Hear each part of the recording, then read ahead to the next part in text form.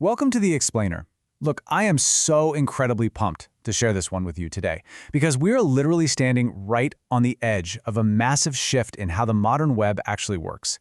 We are moving from a web built entirely for humans clicking around with a mouse to a web where AI agents navigate right alongside us. So let's dive straight into this and look at a groundbreaking technology that's making this possible. It's called WebMCP. So is your website agent ready? I know, it sounds like just another buzzword, right? But it's actually the most critical architectural question for developers today. See, right now, your website is likely very human-readable. You've got nice buttons, great CSS, intuitive menus, but what happens when an AI agent tries to use it? Can it reliably navigate your site at scale to actually accomplish tasks for a user? Honestly, for most sites today, the answer is a hard no. Think about it. When an AI agent hits a traditional web page today, it has to scrape the raw HTML, or even worse, it has to take continuous screenshots of the page and literally guess where to click. It's clunky, it's agonizingly slow, and it is incredibly expensive when you look at the compute tokens. But with WebMCP, the agent is handed a beautiful, clean set of predefined tools the exact moment the page loads. There is no guessing, it's just clear, immediate capabilities. We have a lot of ground to cover, and we're moving fast today. Here is the agenda. First, agents meet the web. Then, introducing WebMCP. After that, the e-commerce use case, how WebMCP works, local developer workflows, and finally, the agent-first future. All right, let's get moving. Section 1. Agents meet the web. Delegating tasks. Just think about consumer behavior right now. Customers don't want to just browse anymore. They want to delegate. People are increasingly asking their AI assistants things like, find me the best noise-canceling headphones under $200, or compare these 3 software subscriptions, or even just place an order for my usual groceries. If your website cannot talk to these agents, you're going to be left behind. There's a desperate, immediate need for machine-accessible sites. That brings us to Section 2, introducing WebMCP, a completely new browser API. This right here is the core solution. It was developed by experts like Hugo from the Google Cloud Tech community, and it is entirely reshaping how agents interact with your domain. So what is it? WebMCP allows you to declare agent-ready interfaces directly inside the web page itself. Notice I didn't say on a separate back-end server. When your web page loads, these tools load right alongside it. It behaves like a standard model context protocol, MCP, but it is exposed right through a really simple browser API. It's incredibly elegant because it lives precisely where the action is happening. Section 3. The e-commerce use case. Contextual tools. Abstract concepts are great and all, but let's ground this in some reality. Let's look at a classic e-commerce scenario to see exactly how this completely changes the game for an AI that's trying to buy something on your site. What is absolutely brilliant here is the context. With WebMCP, an agent doesn't get this massive, overwhelming list of every single API endpoint on your server. It only gets the tools relevant to the specific page it's currently on. So if the agent is on the home page, the browser exposes tools to search products, get categories, or filter.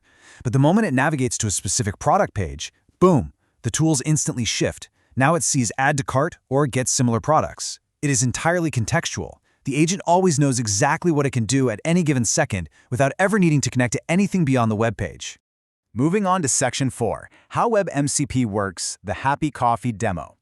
For all the developers out there asking, okay, how do we actually implement this? Let's look at a demo built by Hugo, the Google developer expert who really showcased this tech. He built this awesome demo called Happy Coffee. Happy Coffee is a mock internal data portal. Think of the kind of tool that most large companies use for managing data pipelines, running quality checks, and monitoring infrastructure costs. It's built as a standard React app, but it is fully WebMCP enabled. In his demo, he uses a Chrome extension that's hooked up directly to Gemini to navigate this entire portal. Adding a tool to this React app is almost unbelievably straightforward. Let's say you want to create a tool called Search Global Catalog. It takes 4 simple steps. 1. You register the tool. 2. You give it a natural language description so the LLM knows what it does. 3. Declare exactly what inputs it takes and what outputs it returns. And 4. Mark the required fields. That is literally it. You have just created a precise, strictly typed contract for the agent right there on your website. Now, why take those steps? Because WebMCP requires only a tiny fraction of the tokens an agent would normally use. When Gemini uses WebMCP to, say, search a dataset, analyze quality checks, and write a summary, it executes perfectly and it is lightning fast. A screenshot-based agent trying to do that exact same sequence would literally burn through an absolute ocean of tokens, analyzing pixels and guessing UI bounds. WebMCP drops that token cost to a tiny, highly efficient fraction. All right, Section 5. Local dev workflows beyond the browser.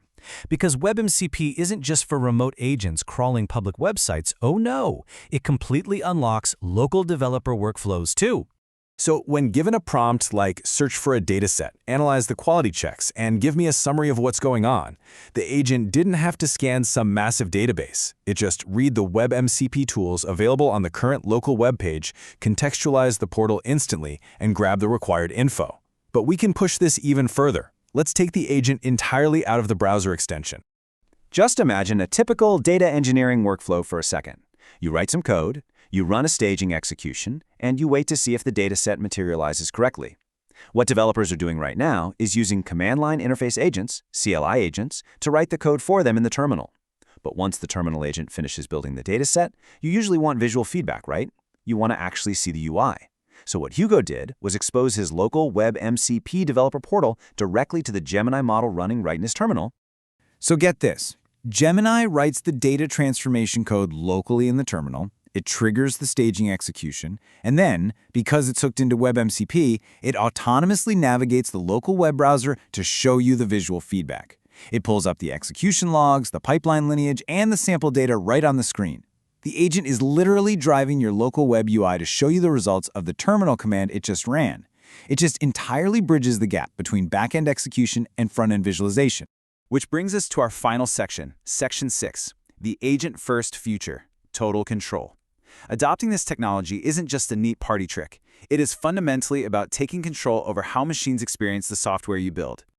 To sum up the absolute core takeaways from our source material today, WebMCP entirely eliminates the unreliable guessing games of HTML scraping. It massively slashes your token costs. It makes interactions unbelievably fast. But honestly, most importantly, it gives you, the builder, total control. You decide exactly what context and what tools the agent has access to on every single page. You are essentially curating the AI's experience of your application. So I want to leave you with this final overarching thought. Are you ready to build the agent-first internet? The era of human-only websites is closing fast. The tools are here, they are incredibly elegant, and they are wildly powerful. If you want to dive deeper into this, I highly recommend checking out the original Happy Coffee source code and the technical article linked in the source material for this explainer. I promise you, it will completely change how you view web development. Thank you so much for learning with me today, and I'll catch you on the next explainer.